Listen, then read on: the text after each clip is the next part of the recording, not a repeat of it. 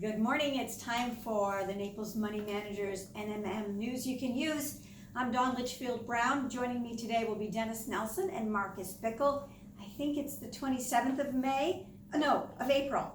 Oh, I was wishing it was the 27th of May, right? We'd be all over this virus or pretty close to it. Let's hope that's the next thing on the horizon. There was a couple things we've talked about in the past I wanted to remind everyone about, and that is that you can defer taking your required minimum distribution from your IRAs. So that's for anybody 70 and a half or older or turning 70 and a half this year, and you thought you might have to start taking it out, you can defer that. The other thing I wanted to clarify was for people who are taking money out of their IRAs. I know Marcus is going to talk about IRAs, but if you had to take money out for an emergency, you don't have to pay the 10% penalty, but there's some qualifications there that you need to be aware of. It needs to be someone in the family has to be affected by the virus, or some way the virus has to have affected you. So before you go doing that, make sure with your CPA that this is okay for you to do. And also, they are talking about the ability to put that money back in. So if you took it out, maybe you had to make a mortgage payment, and 60 days later they would let you put it back in. That's the normal rule. Maybe they're going to extend that. So something to think about. And there's a few other things that we can always try and remind you about on the Naples Money Managers News You Can Use, and we'll do more of that throughout this little segment. I'll be back at the end, but in the meantime, Dennis Nelson's going to talk to us. He's going to talk to us about oil again, and he's going to talk to us a little bit about some of the changes we've made inside of our annuities that allow us to make those kinds of changes. So with that, I'm going to welcome Dennis. Move my things. Thank you, Don. Yes, we've been getting a lot of calls about oil stocks. As most everybody knows, the oil situation has really been volatile, mostly to the negative side. The oil demand has just dropped unbelievably much. Before all the virus, we've been drilling and pumping about 100 million barrels of oil a year. The usage now has dropped below 70 million. A lot of oil out there with nowhere to go, and with inelastic demand, you're going to see the price fall, and fall it did. There's going to be a lot of companies that don't survive this, but there'll be some survivors. Now, which ones are those going to be? I'm looking at a company, Chevron. We all know Chevron. They have the lowest cost per barrel or per gallon production among the bigger companies. They are well heeled. They pay a 6% dividend at this price, which is down about 30 or 40% from the highs. That might be worth taking a look at. Two things to keep in mind, actually. The cycles in oil are very long and stretched out. Buying oil now is probably not going to make you a lot of money in the next few months. The other thing is, of course, it's a change in structure of the world oil scene.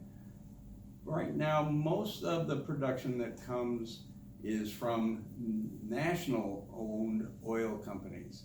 The Russians, the Saudis, the Venezuelans, the Mexicans, these are all nationally owned companies. And a lot of times they have a different agenda than what our oil companies have, which is making profits, paying dividends.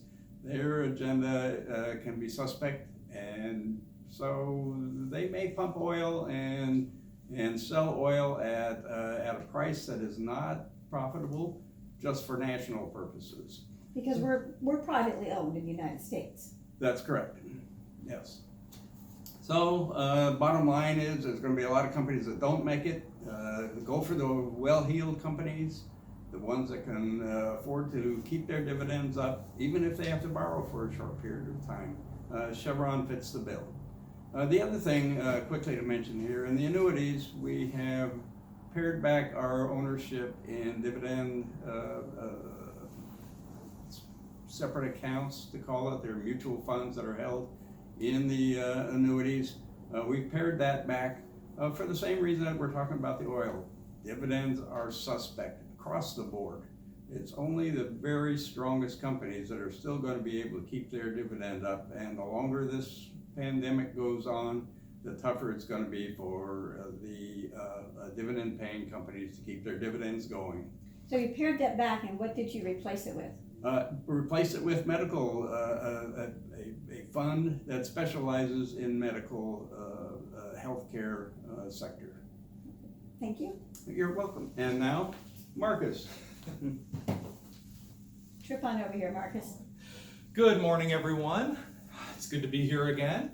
So we had a question about 401ks and what to do with them kind of going forward. Now this came from a younger client, so I'm going to kind of address it towards that. So if you have a 401k that you're no longer a part of that company, you can roll that instrument into an IRA so that you can continue that tax deferred basis. Well, what do you do once you've done that, since no one's kind of managing that 401k again? So we, here at the Naples Money Managers, have a fund that a portfolio that we've been managing for our younger clients called the Smart Generation. And it's typically focused on tech and things with a long time horizon that young people or people who are going to be investing for a long period of time are going to be really able to take advantage of that growth. Now, the things inside this portfolio are a lot of what I've been talking about these last several weeks. Companies that were well positioned to handle the new world we live in of staying at home. Things like Amazon, Netflix. These companies have done fantastic, to the point that the portfolio itself is up 17.5% this year. Wow. Everything Say else that is again? 17.5%. Up. This 17 year? Yes. If I could stop you for a second.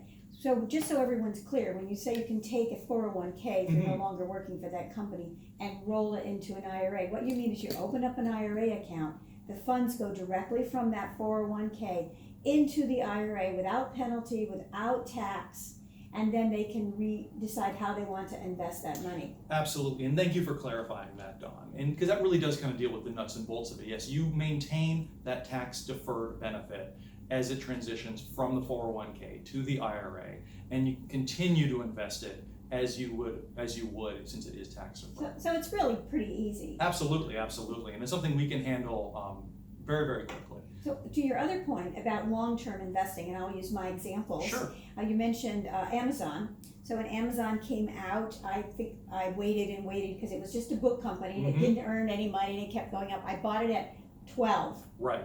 And I thought struck gold when I sold it at like 120. But my philosophy has always been sell just what you put in and leave the rest to ride. Too bad I didn't listen to myself. It's always the hardest thing to do. And I did the same thing with Tesla. Bought Tesla at 12.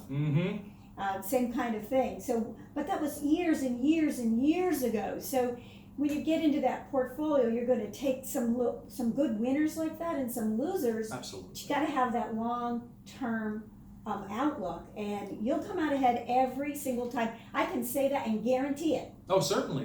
And a lot of those companies have taken a decade or more to really, really hit their growth stride. I mean, you pay $12 for Amazon, it's now $2,500, so it's enough time. Marcus, what if I was 20 and you were 20 in my dreams, of course. If you could see me over here, just, and you were putting in $2,000 a year into your IRA every year for 8 years because you were single, no kids, Absolutely. whatever. Have the money to save. Me, on the other hand, I'm out there playing because I'm young, I'm single, I'm having a great time. And then things change. You get married, you have children, you no longer have that $2,000. Sure. So after 8 years of contributions, you stop entirely. I, on the other hand, say, oh my gosh, I better get going or I'm never going to retire. And I start adding $2,000 a year.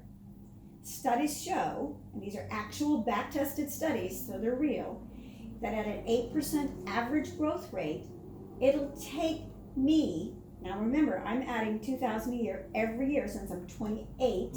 You started at 20 and stopped at 28. It'll take me till I'm 65 to catch up with you, and you never put in another penny. And that's absolutely true. The compounding from the growth, when you start early, it's unbeatable. It's time is probably the greatest factor in investing.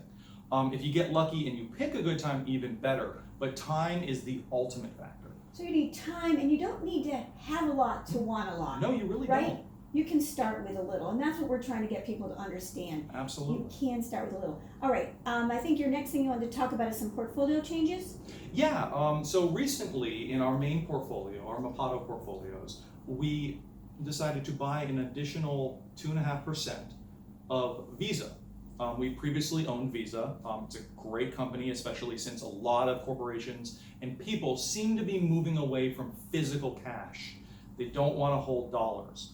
The virus has really spooked people with that. So cashless apps like Visa and all the other ones are seeing a lot of growth. We particularly like Visa. They have a great balance sheet, relatively low debt, and they're cheaper than they've been in a long time. So we bought another 2.5%, wrote a 190 call about 6 months out, and got 5% on the downside for that. For 1 month.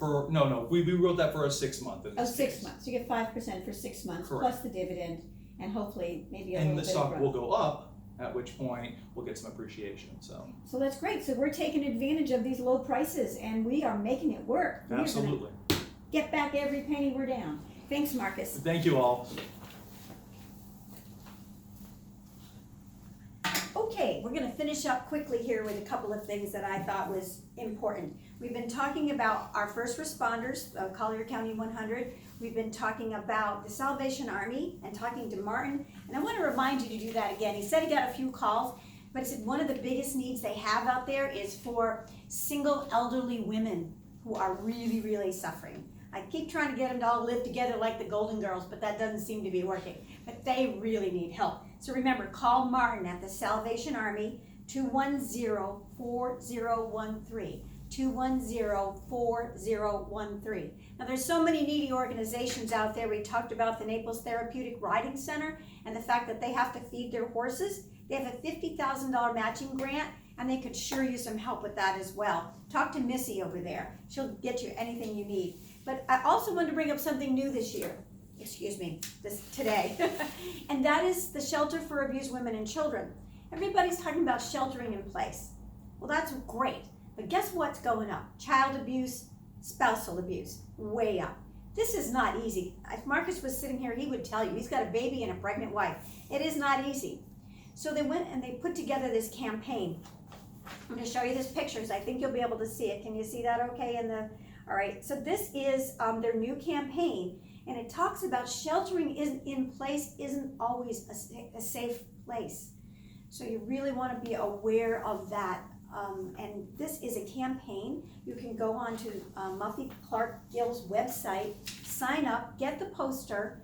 Proceeds all go to the Shelter for Abused Women and Children, and then there's a drawing for the winner of this original piece. Her art is magnificent. And by the way, that's my granddaughter. We had to have a model.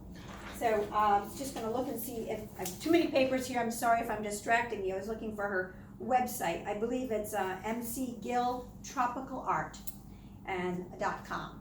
So I think that's about it. Anybody have anything else they want to say? If not, we're going to keep trying to do this every Monday morning. This is Money Matters. I'm Dawn Litchfield Brown, and you matter.